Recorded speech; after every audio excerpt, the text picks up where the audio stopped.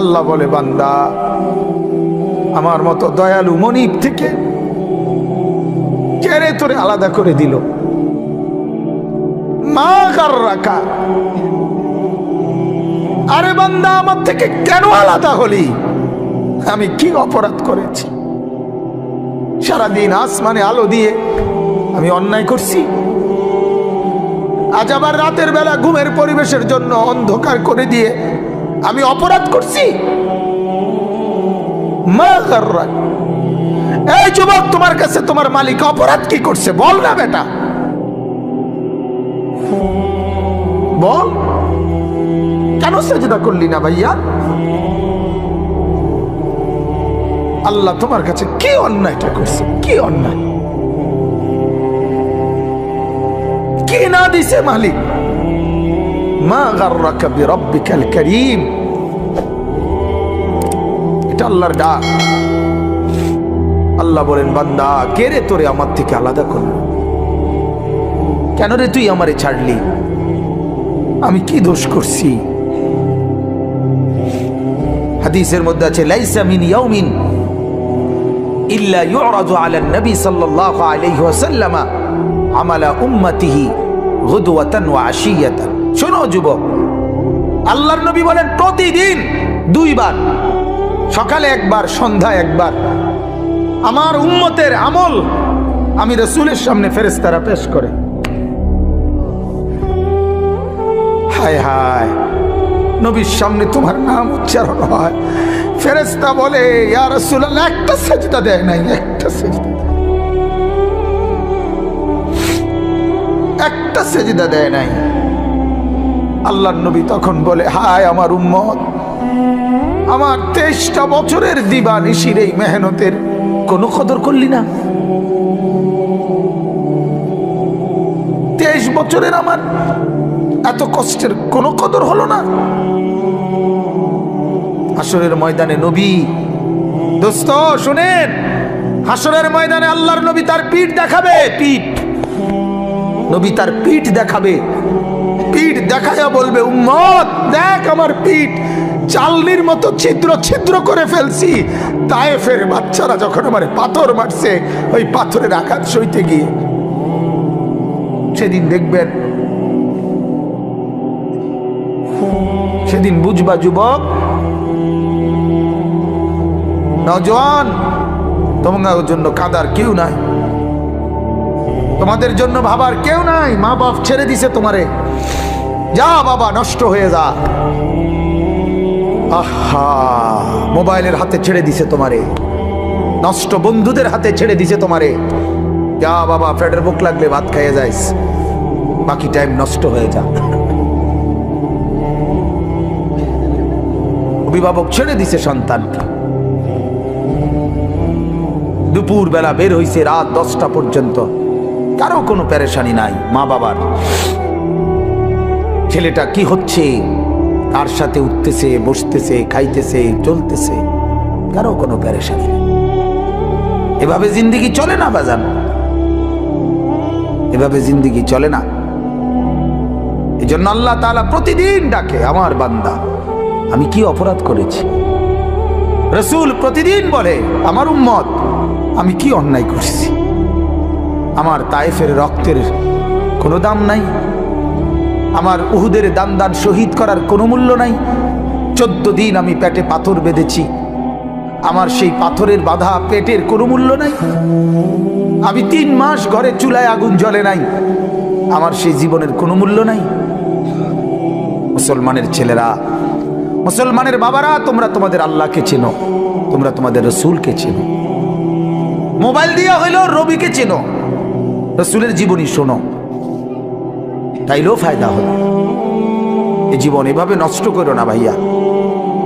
আল্লাহ আমাদেরকে বুঝ দান করেন, আল্লাহ আমাদেরকে কবুল করেন, আল্লাহ আমাদেরকে ফিকির দান করেন। অনেক যুবক বসছো মাশাআল্লাহ, আল্লাহ যত ছেলে বসছো, আল্লাহ তোমাদের ঈমান আমলের দৌলত দান করেন। এই কলিজাটা যদি একবার আল্লাহ পছন্দ করে তোমার, তো ওই দিলে আল্লাহ তাআলা ঈমান আমল দিয়েই দেবে। এজন্য তুমি আল্লাহর কাছে বলিও, আল্লাহ আপনি আমাকে আপনার জন্য গ্রহণ করেন, আপনার দ্বীনের জন্য গ্রহণ করেন। চলেন আমি যে আয়াত পড়ছি এই আয়াতে আল্লাহ তাআলা বলেন, সূরা আনফালের আয়াত, ইয়া আইয়ুহাল্লাযীনা আমানু। ওই পিছনে তাকায়ও না ভাইয়া, পিছনে তাকায়ও না, যে আসো আসো।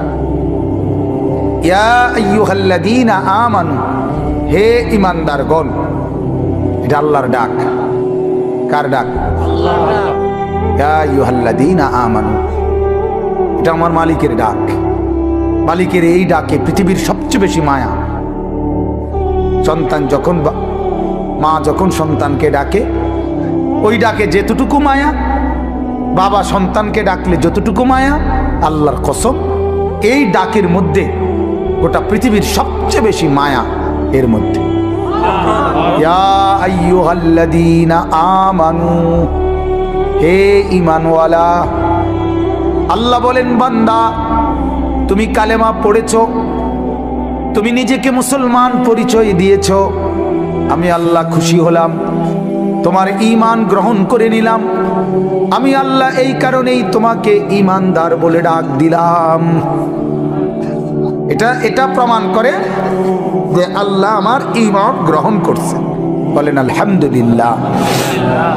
ইয়া আইয়ুহাল্লাযীনা আমানু, এই শব্দটি কোরআনুল কারীমের মধ্যে মোট 89 বার আছে। 89, 8, 9, 89 বার আল্লাহ তাআলা 89 বার আমাদের ঈমানদারদেরকে ডাক দিয়ে দিয়ে বলছেন। কি বলছেন? দারুণ কথা। আল্লাহ বলেন, বান্দা তোমার ঈমান আমি গ্রহণ করলাম, এজন্য তোমাকে ঈমানদার বলে ডাক দিলাম। এবার তোমারে এরকম ঈমানদার বলে ডাক দিয়ে কিছু আমলের কথা বললাম, এই কাজগুলো তুমি ঠিকমতো করবা, আমার জান্নাত আমি আল্লাহ তোমারে বুঝাই দেব। ঈমানওয়ালার জন্যই জান্নাত। জান্নাত আল্লাহ বানাইছেন কার জন্য? আমাদের জন্য। এই যে আপনারা যারা বসছেন এখানে, ছোট বড় একের বিশ্বাস আল্লাহ তাআলা জান্নাত বানাইছে আমাদের জন্য। কাদের জন্য ভাইয়া বলো না? আমার জন্য। এই তোমার জন্য, তোমার জন্য, তোমার জন্য, তোমার জন্য, তোমার জন্য। ওই যারে ধমক দিলাম দোস্ত, তোমার জন্য। রাগ হইও না, আল্লাহ তোমারে কবুল করেন, আল্লাহ তোমারে নামাজি বানায় দেন। কারোর প্রতি তো এমনি তো কোনো বিদ্বেষ নাই, ঠিক না ভাইয়া? কারোর সাথে কি কোনো আলাদা দুশ্মনী আছে কি? তো আল্লাহ তাআলা বলেন, ঈমান আমি গ্রহণ করলাম, ঈমানের বিনিময়ে জান্নাত। যত লোক ঈমানদার আল্লাহ তাআলা বলেন আমার জান্নাত তোমাদের জন্য। সুবহানাল্লাহ। ঈমানবিহীন জান্নাতে যাওয়ার কোনো কি নাই, সুযোগ নাই। জান্নাতে যাওয়ার জন্য প্রথম শর্ত হলো কি থাকা? ঈমান থাকা। ঈমান থাকা, ঈমান। একটা মজার কথা শুনেন, আমাদের খতিবে আজম মুনাজিরে জামান আল্লামা নুরুল ইসলাম অলিপুরি দামাত বারাকাতুহু হযরতের বয়ানে আমি শুনছি। হযরত বলেন, হাসরের ময়দানে আল্লাহ তাআলা প্রত্যেকটা বান্দার আমল মিজানের পাল্লার মধ্যে মাপবেন। এটা জানেননি? মিজানের পাল্লাতে যে আমাদের আমল মাপা হবে, এটা শুনছেন? এই মাপাটা কি রকম, এটা হুজুরের সবচেয়ে সুন্দর, আমি ওনার থেকে বুঝছি। হুজুরে বলেন যে এই মিজানের পাল্লায় ঈমানদারের নেক আমল আর ঈমানদারের আমল আল্লাহ তাআলা 2 বার মাপাইবেন। কয়বার? 2 বার। 1 নম্বর হলো যে ঈমান, এটা যদি থাকে, কারো যদি 1 জাররা 1 বিন্দু পরিমাণও ঈমান থাকে, তাহলে এই ঈমান একটা নেক কর্ম, মানে এটা একটা নেক কাজ। ঈমানটাই একটা কি আমল? নেক আমল। কথা বুঝছেন? এটা একটা নেক কাজ। তো আল্লাহ পাক রব্বুল আলামিন এক পাল্লার মধ্যে তার পুরা জিন্দেগীর গুনাহ এটার মধ্যে উঠাবে। আরেক পাল্লার মধ্যে প্রথমত শুধুমাত্র ঈমানটা, এটা একবারে বিন্দু পরিমাণ হোক, সরিষার দানা, মিসকালা হাব্বাতিন মিন খারদাল। কোরআনেও আছে, হাদিসেও আছে, আল্লাহ বলছে, নবীজিও বলছে, সরিষার দানা পরিমাণ ঈমানটুকু যারা আছে, এটাই আল্লাহ তাআলা আরেকটা পাল্লার মধ্যে ফেরেশতারা রাখবেন। তাহলে এক পাল্লার মধ্যে কি? গুনাহ।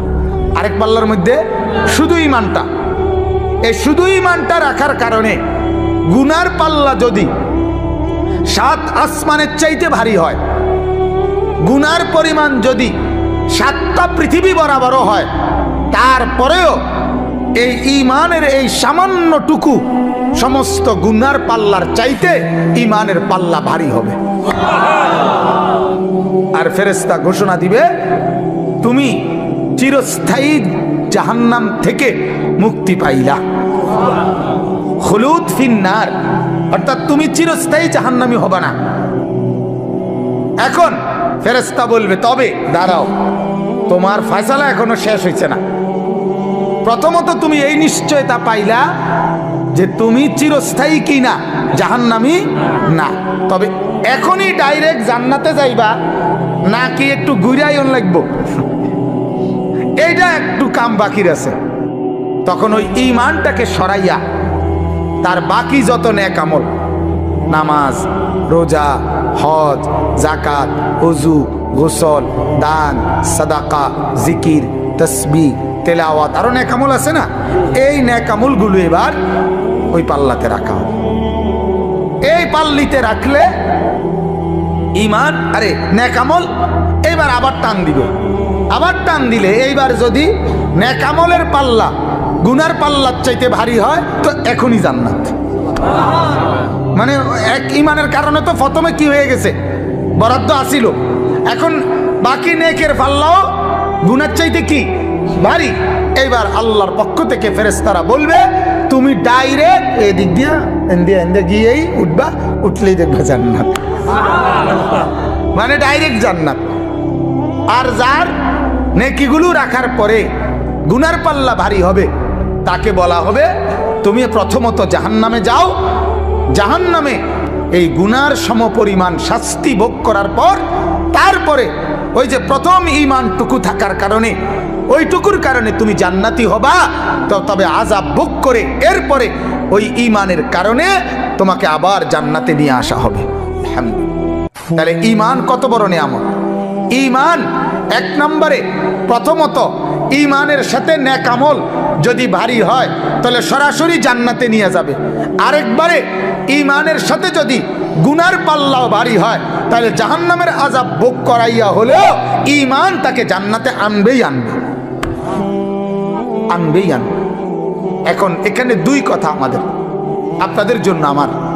এক কথা হইল সর্বদাই খেয়াল রাখা ঈমান যেন আমার চলে না যায়।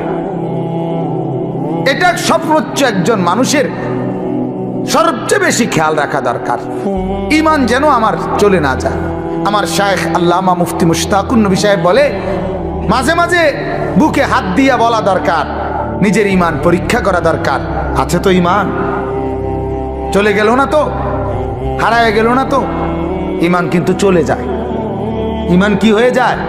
চলে যায়। কুফরি করলে ঈমান চলে যায়, শিরিক করলে ঈমান কি হয়ে যায়? ক্ষতিগ্রস্ত চলে যায়। তাহলে এই জন্য একজন মুমিনের উচিত, একজন মুসলমানের উচিত নিজের ঈমানের পাহারাদারি করা, যেন আমার ঈমান চলে না যায়, কুফরি যেন না হয়। কিন্তু আমরার দুর্ভাগ্য হইল ঈমান যায় কেমনে, কুফরি হয় কিভাবে, শিরিক হয় কিভাবে, এটাও তো আমরা জানি না। ইসলামকে তো আমরা এত সহজ মনে করি, এত সস্তা মনে করি। আমরা অনেক মানুষ মনে করে যে হুজুররা এত কিছু লইয়া কি করে। হুজুররা, বহুত লোক আছে যে হুজুররা কেন বাংলা, অঙ্ক, ইংরেজি, পদার্থ, জীব বিজ্ঞান, রসায়ন বিজ্ঞান, পৃথিবীর এই অত্যাধুনিক যান্ত্রিকতার এই যুগে এগুলো কেন পড়ে না? হুজুররা করে কি? সামান্য একটু কোরআন শরীফ আর মসজিদের ইমামতি, এটুকু নিয়েই ব্যস্ত আছে কেন? আহা, বদনসিব। বদনসিবে মনে করছে কোরআন মানে এই সামান্য একটু শুধু পড়ার, কোরআন মানে এটা তেলাওয়াতেরই শুধু কিতাব। অথচ এই কোরআন যে জামিউল উলুম, পৃথিবীর সমস্ত জ্ঞানের মূল ভান্ডার এই কোরআন।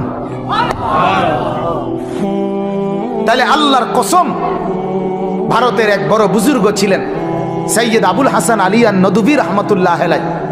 তিনি বলেন, পৃথিবীর সবাই অবসর পেতে পারে, কিন্তু আলেমে দ্বীন যারা, মাদ্রাসায় পড়ে যারা, আল্লাহর কোরআন আর রসুলের সুন্নাহ পড়ে যারা, তাদের 24 ঘন্টায় কোনো অপশন নাই। কারণ জীবনের যত শাখা, মাদ্রাসার দায়িত্ব, আলেমের দায়িত্ব, সকল শাখায় দিক নির্দেশনা দেওয়া। চাকরি, ব্যবসা, লেনদেন, কৃষি, ক্ষেত খামার, আয় রোজগারের যত মাধ্যম, মানুষের জীবন চলার যত মাধ্যম, লেনদেন, সামাজিকতা, আচার অনুষ্ঠান, বিশ্বাস, ইবাদত, আমল, হাঁটা চলা, খাওয়া পড়া, আহার নিদ্রা, হাসি কান্না, রাত দিন, অজু গোসল, যা কিছু আছে সমস্ত ব্যাপারে মানুষকে দিক নির্দেশনা দেওয়া একমাত্র উলামায়ে কেরামের দায়িত্ব, আর কারো না। ডাক্তারের দায়িত্ব সব বিষয়ে কথা বলা না, ইঞ্জিনিয়ারের দায়িত্ব সব বিষয়ে কথা বলা না, কিন্তু আলেমের দায়িত্ব ডাক্তারকেও প্রেসক্রিপশন দেওয়া, ইঞ্জিনিয়ারকেও প্রেসক্রিপশন দেওয়া, কৃষিজীবী, ক্ষেত খামার, দিন মজুর, শিক্ষিত মূর্খ প্রত্যেককে ইসলামের মাসআলা বলা, শরীয়তের বিধান বলা আলেমের দায়িত্ব। তাহলে এত বড় ভারী জিম্মাদারি যার কাঁধে, তার আবার অবসর কিসের? আমি আজকে আমার সাথে এক মাওলানা আছে, ওই মাওলানা কই, এই মাওলানারে আমি কালকে রাতেও বলছি, মাওলানা দিনের কাজ করতে চান না? দিনের কাজ করতে হলে রাত 2টা আর দিনের 2টা বরাবর মনে করতে হবে। রাতের 2টা এবং দিনের 2টা বরাবর মনে করবেন যে ইমানদারের আলেমে দিনের কোনো অপশন নেই। রাত 2টায়ও দিনের 2টায়ও উম্মত যখনই দিনের জন্য কোনো তাকাজা পেশ করবে রেডি থাকতে হবে। এটা হলো আমাদের জিন্দিগি। অতএব আমি আপনাদের কাছে এটা বুঝাইতে চাইলাম, ঈমানের ব্যাপারে আমরা অবশ্যই জানা দরকার। কি কারণে আমার কুফরি হয়, কি কারণে আমার শিরিক হয়? আমাদের কাছে এই দ্বীনের তালিম তো নাই, তালিম নাই। আমরা বহু মুসলমান নিজেদেরকে স্বাভাবিকভাবে মুসলমান মনে করি। অনেক লোক আছে নিজেদেরকে নামাজিও মনে করে, নামাজ পড়েও মাশাআল্লাহ, কিন্তু নামাজের মাসআলা, ওযুর মাসআলা, হালাল হারামের মাসআলা, জায়েজ না জায়েজের মাসআলা, পাক নাফাকের মাসআলা, পবিত্রতা অপবিত্রতার মাসআলা, এগুলোর ব্যাপারে ফিকির নেই, কোনো ফিকির নেই। তাইলে আপনি ভাবেন, যদি এই ব্যাপারে ফিকিরে না থাকে, যদি কোনো আচরণে কোনো কথাবার্তায় আপনার কুফরি হয়, তখন আপনি তো জানেন না, আপনার ঈমান যে চলে গেছে আপনার তো খবরও নেই। বলেন নাউজুবিল্লাহ। এজন্য আমার ভাই, আল্লাহ পাক রব্বুল আলামিন আমাদেরকে বললেন, আমার বান্দা তোমার সবচেয়ে বড় নিয়ামত তোমার ঈমান, আর এটা যেহেতু তুমি পেয়েছো, আমি আল্লাহ খুশি হইছি, এজন্য তোমারে আমি তোমার পক্ষে, আমার পক্ষে ঈমানওয়ালা বলে ডাক দিছি। তুমি আমার দলভুক্ত, অতএব তুমি লক্ষ্য রাখবা আমার দল থেকে যেন তুমি ছুটে না যাও। আল্লাহ আমাদেরকে হেফাজত করেন। আমার ভাই, ঈমানের তালিম নেওয়া দরকার। এই যে দাওয়াত ও তাবলীগের সাথীরা সারা পৃথিবী জুড়ে ঈমান ও আমলের তালিম দেয়, সকাল দুপুর বিকেল রাত সারাক্ষণ একই কথা বলে। ভাই, ঈমানের মেহনত নিয়ে কথা বলা হবে, ঈমান আমলের মেহনত নিয়ে কথা বলা হবে। মানে কি? মানে বোঝা গেল ওরা 30 বছর 40 বছর পরেও এটা বোঝে ঈমানের মেহনত আজও দরকার। হাদিসের মধ্যে আছে, বুখারীর রিওয়ায়াত, সাহাবীরা একজন আরেকজনকে ডাকতেন, জিজ্ঞেস করে ডাকতেন আর বলতেন, ইজলিস বিনা, ইজলিস বিনা। এক সাহাবী আরেক সাহাবীকে ডাকতেন আর বলতেন, ভাইয়া একটু পাশে বসেন, নুমিনু সাআতান, কিছুক্ষণ ঈমানের কথা বলি। এই ঈমান এমন এক জিনিস, সাহাবীরা রাসূল থেকে ঈমান শিখছে। সাহাবীরা কালেমা পড়ছে কার হাতে? নবীজির হাতে। তবুও বলতেন একজন আরেকজনকে, ভাই বসেন, ঈমান বাড়াই, ঈমানের কথা বলি, ঈমানের আলোচনা করি, ঈমানের মুযাকারা করি। তাইলে আমার বলার উদ্দেশ্য হলো, আমরা যারা সর্বশ্রেণীর মুসলমান নিজেদেরকে দিনদার মনে করি, আমরা কিন্তু এটা লক্ষ্য রাখা দরকার আমার ঈমান যেন ছুটে না যায়। শুধু লা ইলাহা ইল্লাল্লাহ মুখে বলতে পারেন, এটাই যথেষ্ট না।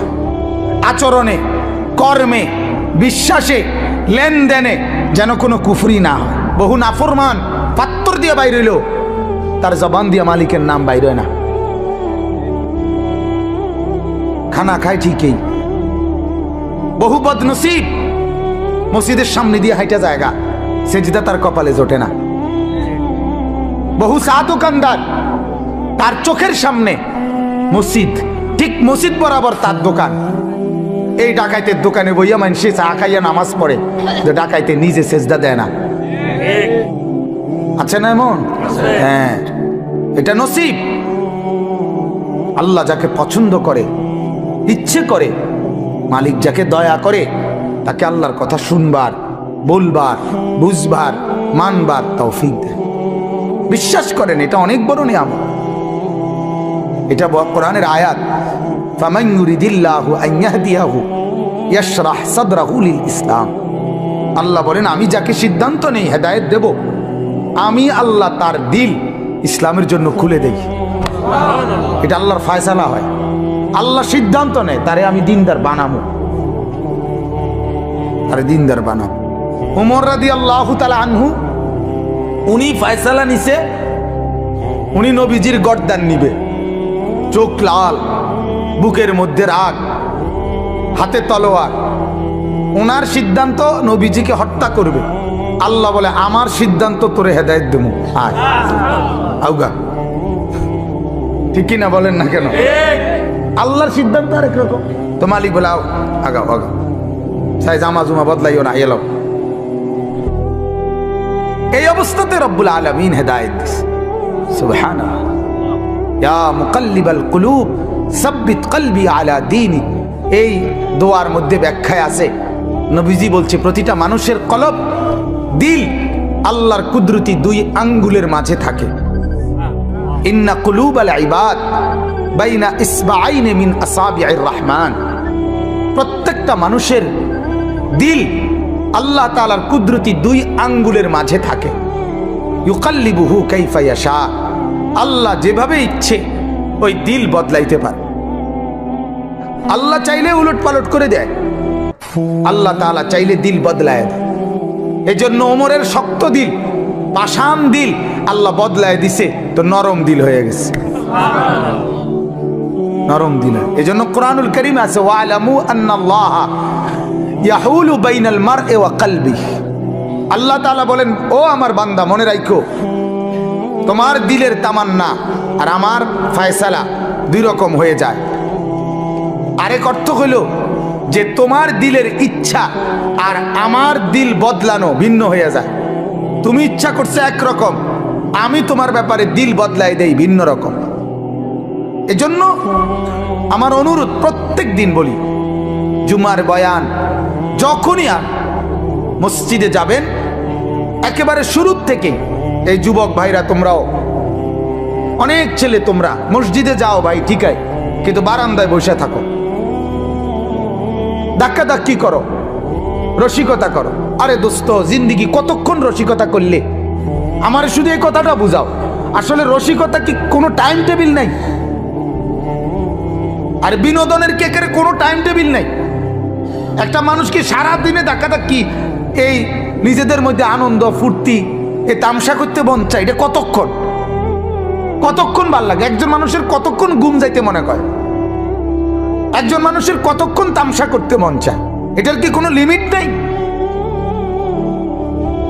এক সপ্তাহ পরে তুমি, এক সপ্তাহ তো তোমার মসজিদে দেখা যায় নাই, একটা সপ্তাহ পরে শুক্রবারে আধা ঘন্টা টাইমের জন্য আল্লাহর ঘর মসজিদে আসছো, শয়তান তোমারে তখনও কামড়ায়? ইবলিস কি তখন তোমারে তখনও ছাড় দেয় না? তখনও তুমি বারান্দাত বসে বসে ধাক্কা ধাক্কি করো, ঠেলাঠেলি করো। আশ্চর্য কথা। তাহলে আল্লাহর কথা কখন শুনবা ভাইয়া? আখিরাতের কথা কখন শুনবা? কেমনে বললে বুঝবা? কিভাবে বললে বুঝবে এরা? অনেক মুরব্বী আছে, এই মুরব্বী, অনেক কিছু মুরব্বীরও আছে বদ অভ্যাস, বসে বসে মসজিদে গিয়া ইমাম সাহেব জুমার বয়ান করে, সামনের কাতার দখল করে থাকে, কিন্তু বইবে এমন জিমা এরম করে, বইয়ে বইয়া জিমা। জিমান কেন? আমার মসজিদে দেখে কোনো বুড়া, 200 বছরের বুড়াও জিমাইতারে না। জিমানির সিস্টেমে নাই, ডরেও তো চোখ বন্ধ করে না, শতবোধ নাই। শতবোধ করবে কেন? আপনি আসছেন আল্লাহর ঘরে, শুনবেন না কেন? মনোযোগী হবেন না কেন? আমি একদিন এক মুরব্বির গেছি, আপনি বলেন প্রতিদিন 1টার দিকে 12:30 1টার সময় আপনার ঘুমাননি? শনিবার, রবিবার, সোমবার, মঙ্গলবার, বুধবার, বৃহস্পতিবার না হুজুর শুক্রবারে ঘুম যাতা দেয় কেন? কি ব্যাপার? ঘটনাটা কি? গাফলত, খামখেয়ালি। আল্লাহ আমাদেরকে মাফ করে দেন। আমার ভাই, আল্লাহ তাআলা এটাই জন্য বলেন, ওয়ালাউ আলিমাল্লাহু ফীহিম খায়রান লা আসমাআহুম ওয়ালাউ আসমাআহুম লাতাওয়াল্লাউ ওয়া হুম মু'রিদুন। আল্লাহ তাআলা এটা বহুত বড় ইহসান মালিকের।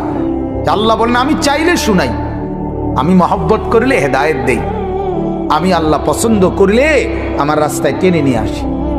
আল্লাহু ইয়াজতাবি ইলাইহি মান ইয়াশা। আল্লাহ বলেন আমি যাকে পছন্দ করি, ইচ্ছে করি, আমি তাকে টেনে, জজব মানে হলো টাইনা নিয়ে আসি, আকর্ষণ করে আমি আমার দিকে নিয়ে আসি। সুবহানাল্লাহ। সে যায় উল্টো দিকে, আমি আল্লাহ টেনে নিয়ে আসি আমার দিকে। সুবহানাল্লাহ।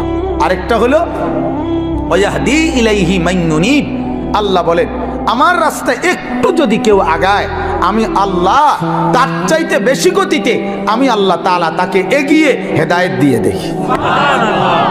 এটার উদাহরণ আমরা ওস্তাদদের মুখে এভাবে শুনছি যে মা যখন তার ছোট ছেলেকে হাঁটা শিখায়, বাচ্চাকে, তখন মা একটু দূরে বাচ্চাটাকে দাঁড় করাইয়া এরপরে এই পাশ থেকে মা বলে আব্বু আসো, আসো আসো আব্বু একটু একটু আসো। তো বাচ্চা 2 কদম 3 কদম দিয়েই বাচ্চাটা পড়ে যায়, ঠিক না? মা তখন দৌড়াইয়া গিয়া মহব্বত করে আদর করে কোলে তুলে নেয়, এরপরে আদর করে চুমা দেয়।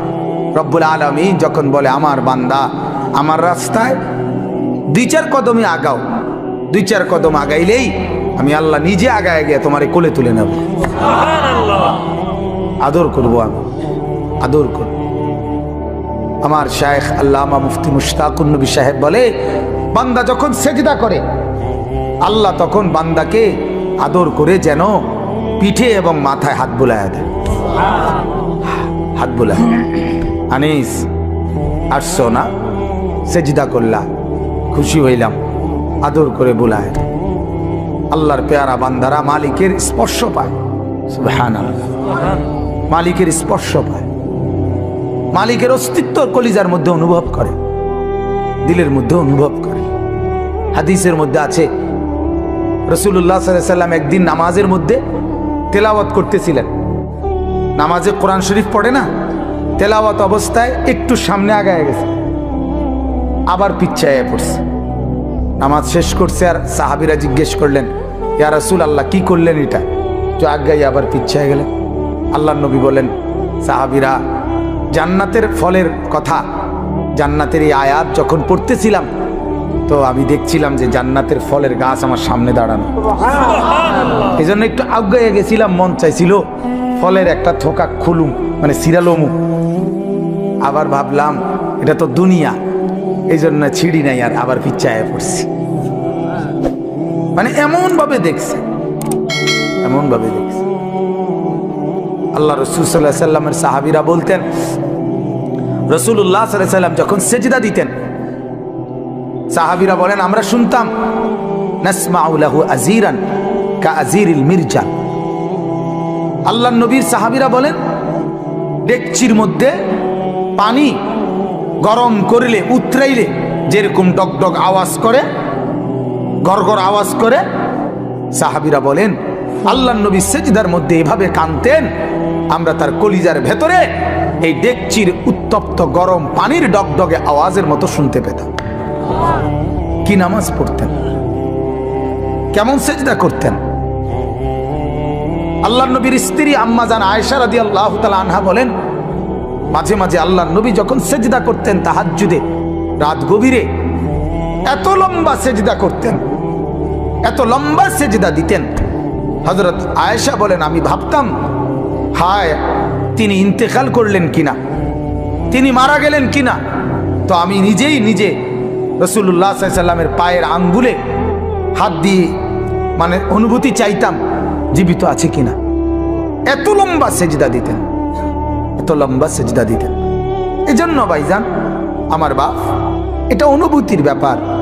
আল্লাহর রাস্তায় আসতে পারা, আল্লাহর কথা শুনতে পারা, দ্বীনের আয়োজন করা, আল্লাহর কথা বলতে পারা, কোরআনের একটা মজলিসের ইন্তজাম করা, হ্যাঁ, অনেক বড় ইহসান ও করম ছাড়ার কিছু। তোমার দ্বারা আল্লাহ তাআলা একটা ভালো কাজ করাইছে, যে ছেলেরা করছে মাশাআল্লাহ। শামীম ভাই আমারে আবদার করে বসছে, মূলত ওনার আবদারের কারণে আমি এই সময়টুকু মিলাইছি। তো মহব্বত করে বলছে যে, উনি নিজেই বলছে যে ছেলেরা, ছোট ছোট ছেলেরা আয়োজন করে, তা আমি সবার জন্য দোয়া করি আল্লাহ তাআলা আমাদের এই নওজোয়ানদেরকে আগামী দিনে ইমাম মাহাদির সাথে অন্তর্ভুক্ত করুক। বলেন আমিন। আজ মাহাদির পক্ষেই লোক দরকার দোস্ত।